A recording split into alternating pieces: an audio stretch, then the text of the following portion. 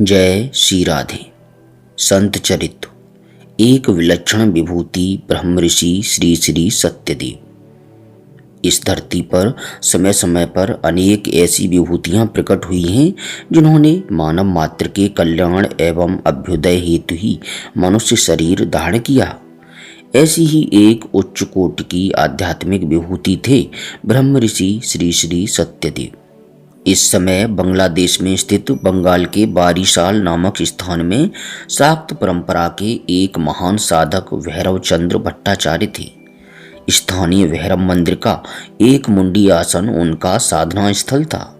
उनके कोई पुत्र न होने के कारण उन्होंने अपने दौहित्र कैलाश चंद्र को अपना उत्तराधिकारी बनाया था। कैलाश चंद्र की पत्नी शारदा सुंदरी को जब विवाह होने के कई वर्ष व्यतीत हो जाने पर भी कोई संतान नहीं हुई तो इस दंपत्ति ने अपने ग्राम के तारापीठ में मां से संतान प्राप्ति हेतु प्रार्थना की। कहा जाता है कि देवी ने उन्हें आशीर्वाद दिया कि स्वयं अपने अंश रूप से इनकी प्रथम संतान के रूप में जन्म लेंगी। इसके फलस्वरूप सन 1883 ईस्वी में बारिशाल के नवग्राम में ब्रह्म ऋषि सत्यदेव का अवतरण इस धरती पर हुआ।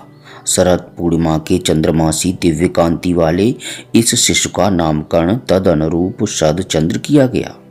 बालक शरद को बहुधा अपने ग्राम की कीर्तन मंडली के हरिनाम संकीर्तन में श्री कृष्ण के रूप में सजा दिया जाता था। कुछ समय पश्चात शरद ने अपने बाल सखाओं को लेकर अपनी कीर्तन मंडली बना ली। उसी अवस्था में ध्यान में भी मन लगने लगा था। प्रारंभ से ही मेधावी शरद की संस्कृत में विशेष रुचि थी, क्योंकि धार्मिक एवं आध्यात्मिक साहित्य अधिकांशतः संस्कृत भाषा में ही थे। थोड़े ही समय में वे संस्कृत में न केवल विभिन्न विषयों पर धारा प्रवाह बोलने लगे, अपितु मौलिक रचनाएं भी करने लगे। विद्यार्जन के साथ ही साधना तपस्या का क्रम भी चल रहा था। पारिवारिक उत्तरदायित्व के निर्वाह हेतु वे एक विद्यालय में संस्कृत शिक्षक बनकर धनोपार्जन भी करने लगे। पुरोहिती उनका वंशानुगत कार्य था। स्वाभाविक रूप से इसे भी अपनाया, किंतु जीविका उपार्जन के लिए यज्ञ पूजन आदि करते समय उन्हें लगता था कि क्या वे यथार्थ रूप से अभी इन क्रियाओं के मर्म को समझ भी सके हैं। क्या वे इस प्रकार की पूजा संपन्न करके अपने यजमानों का यथार्थ कल्याण कर पाएंगे। इस सब के बीच ही जगदम्बा से जीवन की सार्थकता हेतु निरंतर प्रार्थना करते रहते और जगदम्बा का तो जैसे अपनी इस दुलारी संतान के प्रति अधिक स्नेह ही था। इसीलिए कठिन परीक्षाओं के क्रम की अगली कड़ी के रूप में शरद चंद्र का विवाह निस्तारिणी देवी से करा दिया गया। वे सांसारिकता से जितना दूर होना चाहते उतने ही बंधते जा रहे थे। उन्हीं दिनों उन्हें एक स्वप्न आया। उन्होंने देखा वे पूरी तरह बंधनों में कसे हुए एक खूंटे से बंधे थे। सामने जगदम्बा खड़ी मुस्कुराती हुई कह रही थीं, देखा कैसा कसकर बांध दिया है। शरद चंद्र ने सोचा कि इन बंधनों में तो वे स्वयं ही बंधे हैं, अतः स्वयं ही इन्हें खोल भी लेंगे। ऐसा ही उत्तर उन्होंने माँ को दिया। वे और अधिक मुस्कुराती हुई बोली, अच्छा ऐसा है तो खोलो। शरद चंद्र ने उन बंधनों को खोलने का जितना प्रयास किया वे उनमें उतना ही अधिक कसते गए। घबराहट में उनकी श्वास अवरुद्ध होने लगी। वे समझ गए कि जिसने ये बंधन दिए हैं वे ही जगदम्बा इन्हें खोलेंगी। सांसारिकता के बीच भी तपस्या और साधना का क्रम टूट नहीं पाया। कभी नीम तल्ला शमशान में तो कभी घर के निकट स्थित काली मंदिर में ध्यान मग्न रहा करते। उन्हें लगने लगा था कि अब और अधिक समय जगदम्बा से दूर नहीं रह पाएंगे। अंततः एक रात सब कुछ त्याग देने का निश्चय कर लिया। जगदम्बा की खोज में घर से निकल पागलों की सी अवस्था में शमशान की ओर चल दिए। उस जनशून्य स्थान में उन्होंने किसी स्त्री को अपनी ओर आते देखा। निकट जाने पर जब वह उनके चरणों में झुकी तो उनका ध्यान भंग हुआ। देखा लंबे केश गौरिक वस्त्रावृत त्रिशूल धारणी एक ज्योतिर्मयी योगिनी। उन्होंने उस भैरवी के चरणों में मात्र भाव से नमन किया। रात्रि की नीरवता को भंग करता योगिनी का स्वर उनके कान में पड़ा, बाबा तुम तो स्वयं ज्ञानी हो, तुम्हारे अपने भीतर ही तो सब कुछ है। संसार त्याग कर भटकने से क्या मिलेगा। शरद चंद्र घर लौट आए। घबराई हुई माँ के यह पूछने पर कि इतनी रात में कहाँ चले गए थे, उन्होंने उत्तर दिया, माँ को छोड़कर माँ को ढूंढने गया था, इसलिए माँ ने मुझे माँ के पास वापस भेज दिया। इसके पश्चात वे गृहस्थ आश्रम में रहते हुए ही अपनी साधना में लग गए। सन 1911 ईस्वी में वे कलकत्ता आ गए थे। पंडित सीतानाथ सिद्धांत वागीश से न्याय शास्त्र पढ़ा। ब्रह्म समाज की सभाएं भी सुनते थे। गुरुदेव रविंद्रनाथ के भाषण भी सुनते थे। गृहस्थ आश्रम के निर्वाह हेतु अध्यापन का कार्य करने लगे। प्रसिद्ध विद्यालय श्री कृष्ण पाठशाला में पहले तो पंडित, तत्पश्चात विधान पंडित के पद पर कार्य करते रहे। स्वाध्याय के साथ ही वे श्रीमद् भगवद गीता जी, भागवत तथा अन्य धार्मिक एवं दार्शनिक ग्रंथों का पाठ एवं उनसे संबंधित चर्चाएं करने लगे। इनके माध्यम से उन्होंने उस समय के समाज में धार्मिक आध्यात्मिक क्षेत्र में जो विसंगतियां परिलक्षित हो रही थीं, उन्हें दूर करने का यथासंभव प्रयास किया। अपने वचनों तथा कर्मों से उन्होंने ज्ञान, भक्ति तथा कर्मकांड, इन तीनों को जनजीवन में यथार्थ रूप से प्रतिष्ठित किया। इन तीनों की ही श्रेष्ठता तथा पारस्परिक संबंध से समाज को अवगत कराया। जो भी इनके सार गर्भित वचनों को सुनता, इनके संपर्क में आता, वह इनका भक्त हो जाता। सन 1918 ईस्वी से इन्होंने शारदीय दुर्गा पूजा भी सार्वजनिक रूप से आयोजित करना प्रारंभ कर दी। इस पूजा में सभी वर्णों के स्त्री पुरुष समान रूप से सम्मिलित होते थे। बड़ानगर की पूजा में ब्राह्मण वर्ग द्वारा प्रारंभ में इसका विरोध किया गया, किंतु अंततः ब्रह्म ऋषि के ज्ञान एवं सद्व्यवहार से प्रभावित होकर यह वर्ग अपना विरोध त्याग स्वयं उनका अनुयायी हो गया। इन पूजाओं में देवी की मृण्मयी प्रतिमा में चिन्मय रूप की अनुभूति भक्तों को होती थी। विभिन्न पूजाओं में होने वाली पशु बलि की प्रथा का उन्होंने विरोध किया तथा उसे बंद किया। देहात्म बुद्धि जीव के लिए प्रारंभ में ही निराकार ब्रह्म की साधना कठिन एवं दुष्कर है, ऐसा समझते हुए वे सामान्य भक्तों हेतु सगुण उपासना स्वीकार करते थे। अपने जीवन में जिस आध्यात्मिक स्तर पर वे पहुंच चुके थे, वहां आवश्यक न होते हुए भी अपने शिष्यगण तथा जन सामान्य की शिक्षा हेतु उन्होंने देवी देवताओं की पूजा एवं पितृकर्म आदि का त्याग नहीं किया था। प्रारंभिक साधकों हेतु वे मूर्ति पूजा एवं भेद मूलक उपासना को ही उनके सम्मुख प्रस्तुत करते थे। शाक्त, वैष्णव एवं शैव आदि विभिन्न मतावलंबियों में जो परस्पर विरोधी या सुमत को ही सर्वश्रेष्ठ मानने की विचारधारा समाज में प्रवाहित हो रही थी, उसे देखते हुए उन्होंने सभी मतों को श्रेष्ठ दिखाते हुए तथा सभी में एक ही परम सत्ता के विविध रूपों में उद्भासित होने के विश्वास को दृढ़तापूर्वक स्थापित करते हुए स्वयं विभिन्न देवी देवताओं की पूजा विविध पर्वों पर आयोजित करना प्रारंभ किया। शारदीय दुर्गा पूजा, कृष्ण जन्माष्टमी, रास एवं दोल यात्रा, शिवरात्रि, सरस्वती पूजा, जगद्धात्री पूजा, स्वास्थ्य एवं आरोग्य प्रदान करने वाले सूर्य देव की पूजा आदि ऐसे ही कुछ उदाहरण हैं। कदाचित यही कारण था कि वैष्णवों को वे परम वैष्णव लगते थे, तो शाक्त मतावलंबियों की दृष्टि में वे परम शाक्त साधक थे। अनेक जिज्ञासु भक्तगण अपनी जिज्ञासाओं को लेकर उनके पास आते थे तथा समाधान प्राप्त कर संतुष्ट होते थे। उन्होंने शंकराचार्य जैसे अनेक संतों की परंपरा का अनुसरण करते हुए भारत के विभिन्न तीर्थ स्थलों का भ्रमण किया। वे जहाँ भी अपने भक्तों एवं शिष्यों सहित जाते थे, वहाँ स्थित प्रमुख धार्मिक आश्रमों आदि में अवश्य जाते तथा वहाँ के प्रमुख आचार्यों, संतों आदि से धार्मिक चर्चाएं करते। इसी क्रम में वे काशी, प्रयाग, मथुरा, वृंदावन, कुरुक्षेत्र, अमृतसर, हरिद्वार, ऋषिकेश आदि नगरों में गए। दक्षिण भारत में उन्होंने महर्षि रमण से भेंट की तथा उनके साथ गंभीर तत्वालोचन किया। वे एक बार श्री जगन्नाथ जी के दर्शन हेतु पुरी धाम गए। जाते समय उन्हें विदा करने आए भक्तों ने उनको अनेक पुष्प तथा मालाएं आदि भेंट की थी। उनमें से एक लाल गुलाबों का स्तवक ब्रह्म ऋषि को बहुत सुंदर लगा। उन्होंने निश्चय किया कि इसे जगन्नाथ जी को अर्पित करेंगे, किंतु वहां उन्हें उन फूलों को लेकर मंदिर में प्रवेश की अनुमति ही नहीं मिली। वहां केवल पुजारी ही मंदिर के भीतर जाता था तथा भक्तगण बाहर से ही दर्शन करते थे। वैसे भी उन गुलाबों को पूजा में चढ़ाने की अनुमति भी नहीं थी, अतः दर्शनार्थ प्रवेश हेतु भी उन फूलों को बाहर ही छोड़ देने को कहा गया। उन्होंने सोचा कि वे इतनी दूर से ये फूल जगन्नाथ जी को अर्पण करने का संकल्प मन में लेकर आए हैं, तो क्या उनका संकल्प मिथ्या होगा। वे मंदिर के द्वार के निकट ही आसन लगाकर ध्यानावस्थित हो गए। नियत समय पर जब पुजारी पूजा के लिए आए तो मंदिर के द्वार के निकट एक संत के दिव्य दर्शन पाकर वहीं ठिठक गए। वे उन्हें अपने साथ आदर सहित मंदिर के भीतर ले गए।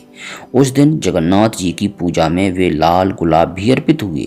इसके पश्चात जब तक ब्रह्मऋषि पुरी में रहे, पुजारी जी प्रतिदिन उनका सत्संग करते रहे तथा पूजा के यथार्थ स्वरूप को उनसे समझते रहे।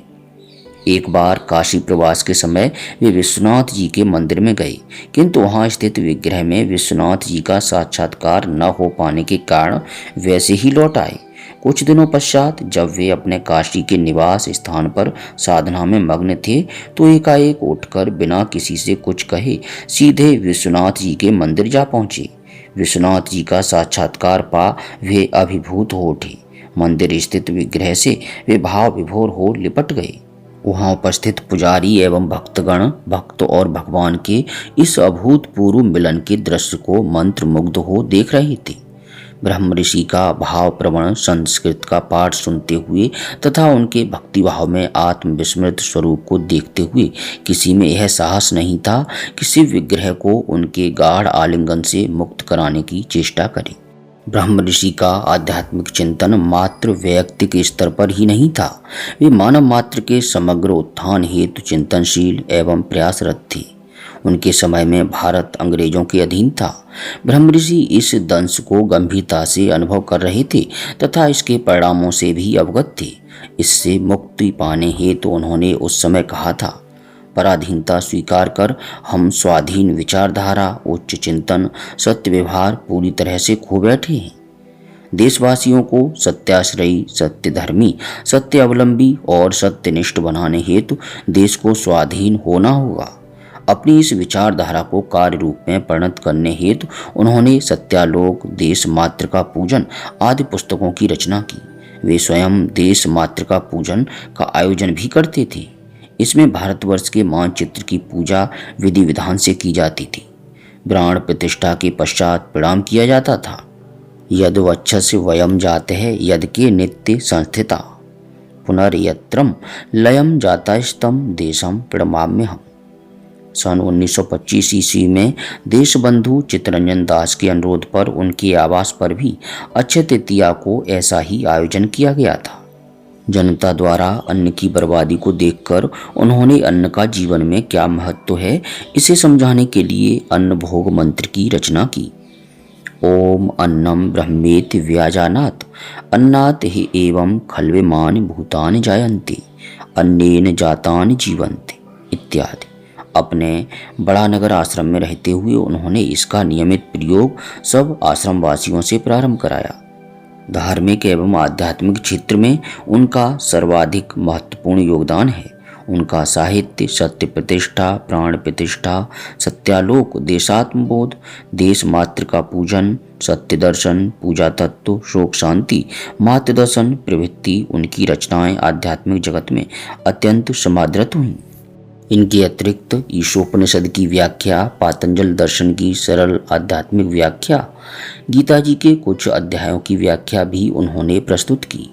मूलतः बंगला भाषा एवं संस्कृत में रचित इन रचनाओं के हिंदी एवं अंग्रेजी अनुवाद देश के विभिन्न भागों में पहुंचे। जिसने भी पढ़ा वह रचनाकार से मिलने को व्याकुल हो उठा। ढाका के एक बड़े व्यवसायी के पुत्र क्षितीश घोष बचपन से इंग्लैंड में शिक्षा ग्रहण कर रही थी। पढ़ाई पूरी कर वे शीघ्र ही इंजीनियर बनने वाले थे। इसी बीच एक दिन ईश्वरीय प्रेरणा से उनके मन में सत्यानुभूति की एक झलक आई। इसकी पूर्णता की खोज में वे अपने उस जीवन को तिलांजलि देकर हिमालय पहुंच गए। अनेक साधु सन्यासियों के सत्संग में वर्षों बिताकर भी कोई मार्ग न खोज सके। देवयोग से ब्रह्म ऋषि सत्यदेव रचित सत्य प्रतिष्ठा का अंग्रेजी अनुवाद उन्हें प्राप्त हुआ। इसे पढ़कर उन्हें लगा कि वर्षों से जो खोज रहे थे वह इस पुस्तक ने सामने ला दिया। वे जीवन की अंतिम श्वास तक ब्रह्म ऋषि के चरणों में रहे। यद्यपि ब्रह्म ऋषि की सभी रचनाएं उत्कृष्ट हैं, फिर भी जिस कार्य विशेष के लिए उनका अवतरण हुआ था वह था उनके ग्रंथ साधन समर की रचना। साधन समर श्री दुर्गा सप्तशती की अनुपम आध्यात्मिक व्याख्या है। सप्तशती जैसे विलक्षण ग्रंथ की अनेक टीकाएं उपलब्ध हैं, किंतु इस टीका में ज्ञान भक्ति कर्म की जैसी त्रिवेणी प्रवाहित हुई है वैसा शायद अन्यत्र उपलब्ध न हो। इस ग्रंथ की रचना सन 1920 ईस्वी में बंगला भाषा में हुई थी तथा हिंदी अनुवाद सन 1930 ईस्वी में प्रकाशित हुआ। ब्रह्म ऋषि इस ग्रंथ को अपनी रचना नहीं मानते थे। उनका मानना था कि जगदम्बा स्वयं इसकी रचयिता थी। वस्तुतः कुछ विशिष्ट ध्यानावस्थित क्षणों में ब्रह्म ऋषि के मुख से सप्तशती के संबंध में जो कुछ निसृत होता था उनके शिष्यगण लिख लेते थे। बाद में अवस्था सामान्य होने पर ब्रह्म ऋषि उस लेखन को देखते। ऐसे ही लेखों को एकत्र करके मां के आदेश अनुसार उन्होंने इसे सर्वसाधारण के लिए ग्रंथाकार में प्रस्तुत किया। इस ग्रंथ के प्रकाशन ने तत्कालीन धार्मिक एवं आध्यात्मिक जगत में हलचल मचा दी। अनेक पत्र पत्रिकाओं एवं संस्थानों ने इसकी भूरि भूरि प्रशंसा की। किसी विद्वान ने इसे अमूल्य संपदा बताते हुए प्रत्येक हिंदू घर में रखे जाने एवं पढ़े जाने की बात की, तो किसी ने इस ग्रंथ के प्रत्येक अक्षर को स्वर्ण में मुद्रित कराने योग्य बताया। जो भी हो, आज अधिकांश लोग इससे परिचित नहीं हैं। हिंदी में तो यह लगभग दुर्लभ ही है। यद्यपि ब्रह्म ऋषि सत्यदेव ने अपनी कुल परंपरा वाले गुरु से विधिवत दीक्षा ली थी, किंतु हावड़ा के आचार्य विजय कृष्णदेव शर्मा रचित गीता के कुछ अध्यायों की यौगिक व्याख्या पढ़ने तथा शर्मा जी से सत्संग होने के पश्चात उन्होंने उन्हें गुरु स्वीकार किया था। वैसे शर्मा जी भी ब्रह्म ऋषि से अत्यंत प्रभावित थे तथा उन्हें आदरपूर्वक शरद पंडित कहते थे। गुरु तत्व को भली भांति समझने तथा समझाने वाले ब्रह्म ऋषि ने अपने गुरु शर्मा जी के प्रति अपने व्यवहार एवं आचरण को कभी भी शास्त्रोक्त आदर्शों से च्युत नहीं होने दिया। शिष्यों और भक्तों के अत्यंत आग्रह पर इन्होंने अपने आश्रम को साधन समर आश्रम कहा जाना स्वीकार कर लिया था। आध्यात्मिक क्षेत्र में आचार्य शरद चंद्र अथवा शरद पंडित के नाम से समादृत यह विभूति अपने सत्याचरण एवं सत्य प्रतिष्ठा स्वरूप जनमानस द्वारा ब्रह्म ऋषि सत्यदेव नाम से जानी गई। बंगाल के एक साधारण छोटे से गांव में जन्म लेकर उन्होंने महान तपस्वी बनकर आत्मज्ञान प्राप्त किया और जीव मात्र के कल्याण में जीवन व्यतीत कर दिया। कठोर परिश्रम के फलस्वरूप अंतिम दिनों में उनका स्वास्थ्य क्षीण हो चला था। सन 1932 में मात्र 49 वर्ष की अवस्था में इन्होंने अपनी भौतिक लीला को विश्राम दिया।